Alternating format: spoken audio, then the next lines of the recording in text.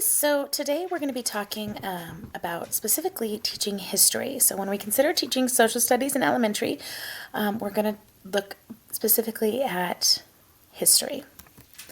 So first, let's talk about, should history be taught in the younger grades? So we've talked before about how I've used this expanding environments concept, that a lot of times history really isn't taught in the younger grades. It might come in like fourth or fifth grade, and there is some reasoning behind that. So traditionally, the thought was that young students really couldn't understand the concept of history because of their brain development. And when you look at the stages of brain development, that students can't really understand historical context until they get to where they can understand at an abstract level.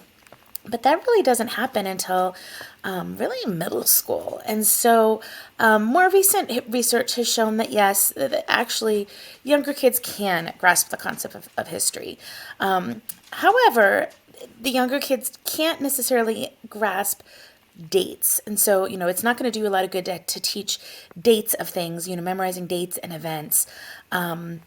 What they can absolutely understand, though, is the concept of something long ago versus something closer to now.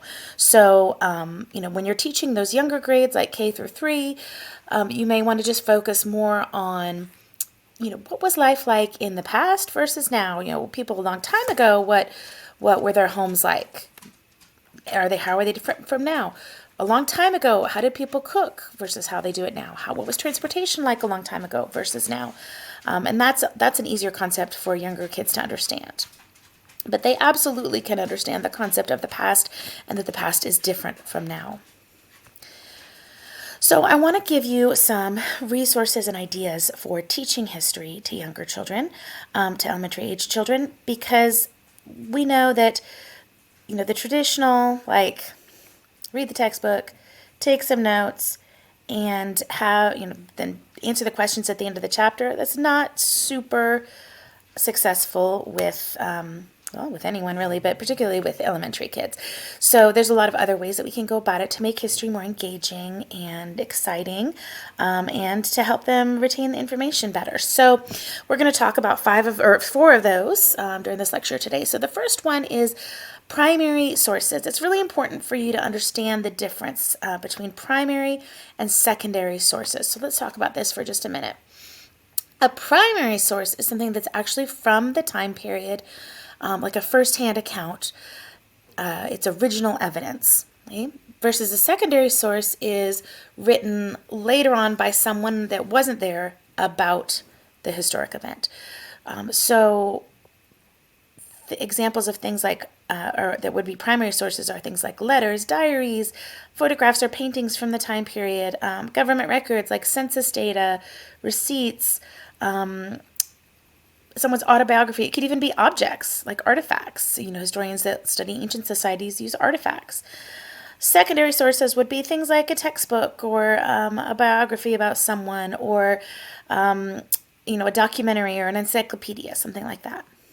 So if you were teaching about, say, the Great Depression, if you were using secondary sources, you might have a textbook or a documentary, something like that. If you wanted to use a primary source, then maybe you would find letters that were written from a woman to her sister about her struggles to feed her family, and a woman who lived in the Great Depression. Or maybe a diary entry from a guy that lost his job in the stock market crash. Or, government records. Maybe you would find records, listing the number of people that lost their jobs during a certain time period, or people that applied for financial assistance, in a certain year during the Great Depression. So those would be primary sources. Now, you can use both. It's not to say that you should only use primary sources. It's actually really good to use secondary sources to kind of get an overview and an understanding, but it's also really important to bring in those primary sources wherever you can. So when you are using primary sources, a couple of things to keep in mind. So you are going to want to give the students some context. Now, it doesn't have to be the first thing you do. It could be, but you could also set it up as more of like an inquiry kind of thing where you give them the primary source and don't tell them what it is, and just say, well, what do you think? Where do you think this is from? Who do you think made this? What time period do you think this is from? And have them kind of guess as a way to get them interested. But at some point, you're going to want to give them the context. Like what time period was this from? How does it fit into history? Where is it from? Some background information.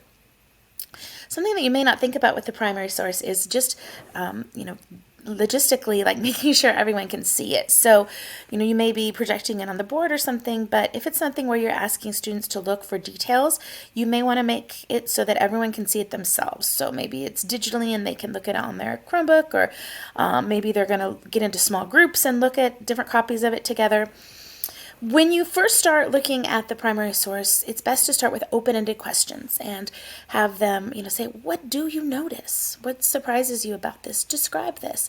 And then lead into the more specific questions. So here's an example of a primary source that you could use. So this is a photograph that's actually from 1936, South Dakota, and it's about the Dust Bowl, and it shows a farm where things were damaged by a dust storm. So, some questions that you might want to ask here. You could say, well, what kind of primary source is this? Well, it's a photograph. Who created it? Why did they create it? When was this made? What was happening? Who do you think the audience was for this picture? Describe it. What details do you notice? What's surprising? How does this fit in with what you've been learning? So you can ask those kind of questions with any kind of primary source that you're using. The next thing we're going to talk about is using literature. So history and literature tie in very well together. And using literature to teach history is a great way to make it more relatable and to really have more powerful impact on your students. So we know that the way our brains work, we remember stories much better than we just remember information. If you hear an interesting story about something, you're going to remember that a lot longer than you're just going to remember random facts. So, teaching history through story can be a very powerful method. It also can be more relatable to kids if you can find stories that talk about the historical event through the eyes of a child that is their same age. Then they feel like they can relate to that. They understand, these were real people living through these things. So I want to give you some examples here. So first I want to talk about some historical fiction novels. So historical fiction meaning that they are, they're set in a true time period with true events, but the characters are not necessarily real. So The Number of the Stars is a really well-known and commonly used novel. It's about the Holocaust. It's set in Denmark during World War II, and it's about a girl who she and her family are helping her friend who is Jewish. They hide the friend and her family from the Nazis. And so that is, it's about, young kids, and so it's much more relatable for students. The Watsons Go to Birmingham is also a historical fiction novel, and it's about a family that lived in the 60s and was dealing with the civil rights movement and everything going on during that time period. So I would recommend trying to find historical fiction novels that can tie into what you're reading. Picture books can also be a great way to bring things in, even for older kids. You think of picture books for younger kids, but honestly, you can use picture books with any age. So you could have something like The Story of Ruby Bridges, which is also a very commonly used picture book, and it's telling the story of now this is a true story of the first one of the first students to integrate a school. And so, again, telling it from her perspective helps students really understand and relate to that historical event. And then you have, nonfiction books like this one. This is called George versus George. I used to use this teaching about the American Revolution with fifth graders. And it talks about, excuse me, and talks about the two Georges involved with the Revolutionary War, George Washington and King George. And it gives you each of their perspectives. So again, it's facts, it's real information, but it's written in a way that makes it more accessible to kids. And it also helps them really understand the concept of, in any conflict, there's two sides and different people have different perspectives. So I would definitely recommend finding children's literature to go along with whatever historical topic you're teaching about. All right, timelines. Let's talk about timelines. So timelines are a great way to make history visual to students, and visual learning, it can be very powerful. So it's a great way to help students understand, chronological order and how things happen in sequence. So you can have students read timelines and use timelines, but also consider having students make timelines. So typically, as you know, a timeline has, a long line, and then it has intervals marked on it for numbers of years. And then you place the events on the timeline. So traditionally you would do that with words, but you can also have students make timelines in other ways. So you could have students make a picture timeline with pictures of events that happened. Another fun way to make this really hands-on is to make an object timeline. So have students maybe lay out on the floor a long line, mark the intervals, and then have students place objects along there to show what happened, and maybe even have them guess. Like, you could say, make a timeline about transportation and give them, a train, a car, a rocket ship, a wagon, whatever, and say, where in history do you think these things were invented or were used?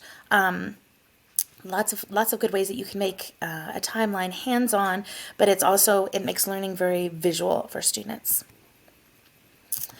Last, I just want to talk briefly about field trips. So field trips are a fantastic way to make history come alive for students. So anytime that you can teach history through a field trip, it's a great idea because it's hands-on and it's experiential. It's giving them an experience that they will remember and associate with that topic. So most states have some kind of living history site where you go there and they've got like reconstructed old buildings, and then there's actors in like period costumes, and you go in and they're cooking on the fire or they're using blacksmith tools or whatever and demonstrating things. So that is a way to really make the field trip is like a primary source then, because it's like you're experiencing history.